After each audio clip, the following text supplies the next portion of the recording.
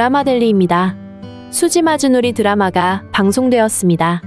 아까 잊었던 게 있습니다. 다시 성모희망원으로 와주실 수 있을까요? 진수지와 채우리는 희망원 수녀님으로부터 전화를 받았습니다. 좀 전에 들렀던 상황에 채우리가 어린 시절 썼던 시까지 진수지는 읽어보았었는데요. 더 이상의 자료를 찾을 수 없어 조금은 아쉬웠던 상황이었죠. 하지만 수녀님의 제안으로 진수지와 채우리는 어린 시절의 생각을 밝혀낼 결정적인 자료를 받게 되었네요. 바로 그 당시 채우리가 썼던 일기장인데요. 내 이름은 김우리. 하지만 옆반 친구의 현우라는 이름이 이상하게 너무도 익숙해서 오늘은 하마터면 현우라고 부르는데 내가 대답을 할 뻔했었다. 현우. 왜인지 모르겠지만 현우라는 이름을 머리에 새겨놓아야 할 것 같다. 현우. 성모희망원에 지낼 때의 채우리 일기장에는 아주 반듯하게 그 내용이 쓰여 있었네요. 현우? 혹시 내 예전 이름이 현우였던 건가? 채우리는 고개를 갸우뚱했었는데요. 잘 생각해봐. 현우야 라고 말하면 뭔가 떠오르는 게 있는지 수녀님은 일기장을 건네며 말했었죠. 아주 어릴 때 여기로 들어온 친구들은 엄마 아빠한테 불렸던 자신의 이름을 기억해내고 그 이름으로 불러달라고 하기도 해요. 거기 들어온 아이들은 자신의 이름을 안 잊으려고 모두 그런다고 했었는데요.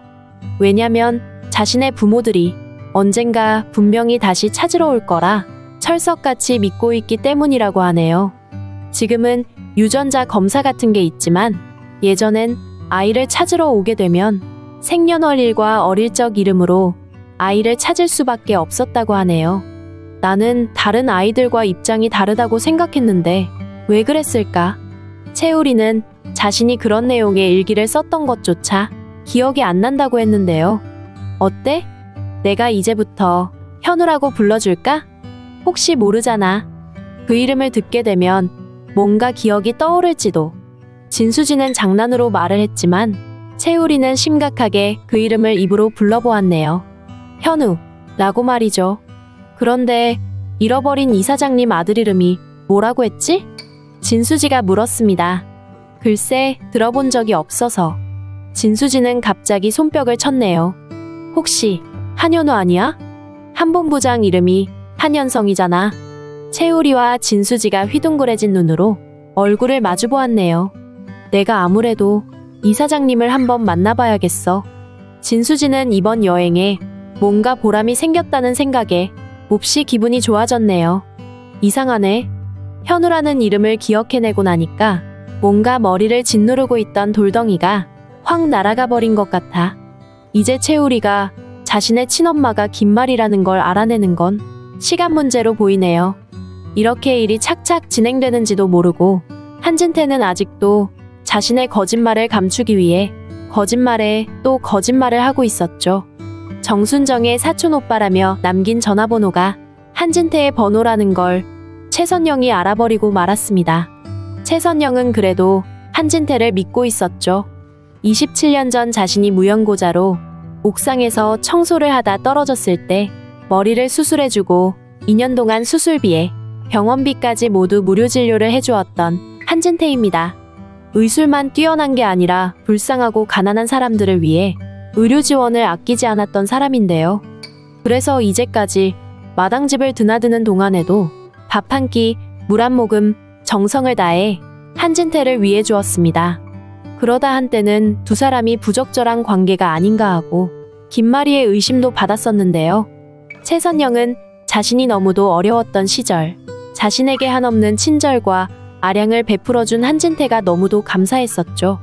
그래서 그 빚을 갚는 마음으로 이제까지 교류했던 것인데요. 그런데요. 이제 최선영은 한진태를 의심할 수밖에 없는 상황으로 올 수밖에 없게 되었습니다. 정순정에게는 원래 사촌오빠라는 존재가 없었네요. 혈혈단신 가족이나 인친척이 없었기 때문에 정순정은 병원에서 만난 최선영에게 아들 김우리를 부탁했던 건데요. 하지만 장 형사가 조사한 내용을 보면 사촌오빠라는 사람이 호구집 아주머니를 찾아와 25년 전 죽은 정순정과 그 아들에 대해 꼬치꼬치 묻고 조사를 해갔다고 했네요. 그래서 최선영은 그 사촌 오빠의 연락처를 좀 달라고 했던 건데요. 그런데 그 번호가 바로 한진태의 번호였으니 최선영은 너무도 놀랐던 것이죠. 우연한 착오로 일어난 일로 치부하기에는 마음에 걸리는 게 많았던 건데요. 왜냐면 25년 전 정순정이 세상을 떠났던 그날을 떠올려보면 한진태와 정순정이 전혀 부딪힐 수 없던 관계는 아니었던 거죠.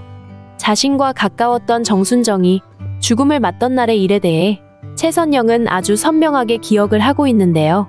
최선영과 같은 병실을 쓰던 정순정은 그날 갑자기 쇼크가 왔죠. 그래서 급하게 중환자실로 옮겼던 상황이었습니다.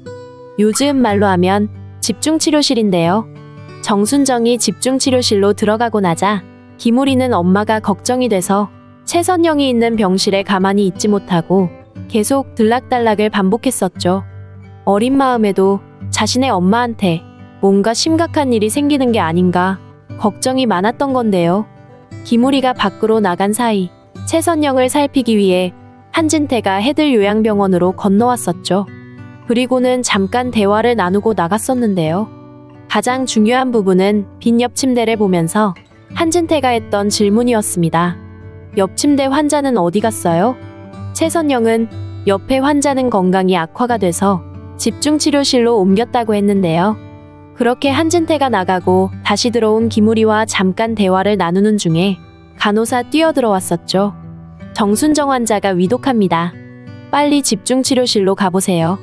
그 말에 뛰어갔더니 정말 정순정은 거의 마지막 순간 숨을 고르고 있는 입장이었습니다. 정순정은 최선영의 손에 넥파이핀을 건네주었죠. 아빠가 결국 말을 다 하지 못하고 정순정은 세상을 떠나고 말았던 건데요. 여러 정황으로 볼 때 자신의 병실에 들렀던 한진태가 정순정을 만났을 가능성도 아주 없다고 할 수는 없는 것이죠. 그래서 최선영은 정수정이 마지막 남긴 그 넥타이핀을 김마리에게 보여주게 되는데요. 아마도 그보다 더 먼저 진수지가 나서서 최우리와 김마리의 진짜 유전자 검사를 하게 되겠네요. 한본부장님, 혹시 잃어버린 형 이름이 한현우가 맞나요? 한현성은 진수지의 질문에 너무도 놀랐죠. 맞아. 내 형 이름 한현우야. 그런데 수지 내가 왜 그걸 묻지? 한현성은 진수지가 먼저 뭔가를 알아낸 게 아닌가 싶어 가슴이 철렁했었죠. 물론 한현성은 매일매일 아버지 한진태에게 하루라도 빨리 김마리에게 진실을 털어놓으라고 계속 압박을 하는 상황인데요. 하지만 가장 걸림돌이 바로 진나영이라는 걸 알았죠. 진나영이 한진태를 협박하고 있다는 사실을 한현성도 모두 알게 되었는데요.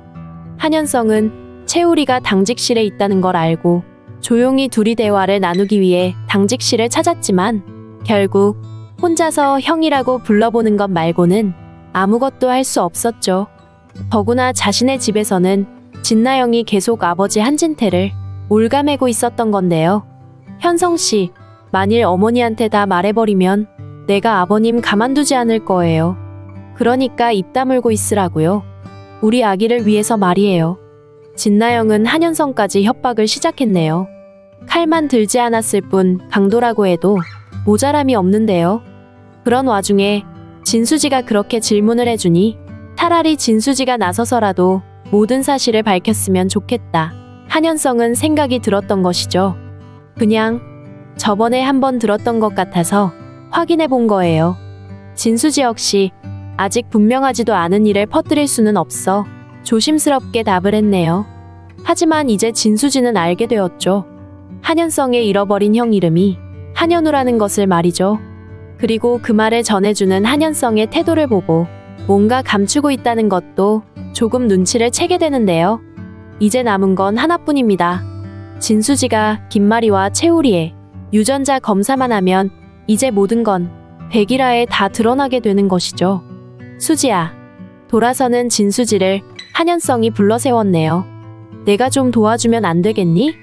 한현성의 진지한 눈빛을 보고 진수지는 뭔가가 있다는 걸 알게 되었죠.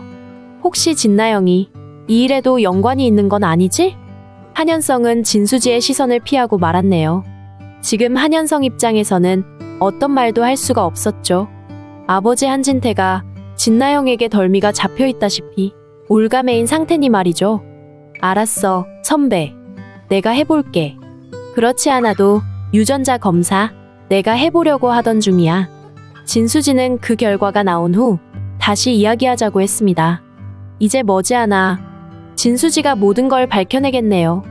채우리의 친엄마가 김말이라는 사실을 말이죠. 한현성도 한진태도 아닌 진수지의 입을 통해 모든 게 밝혀지게 될 텐데요.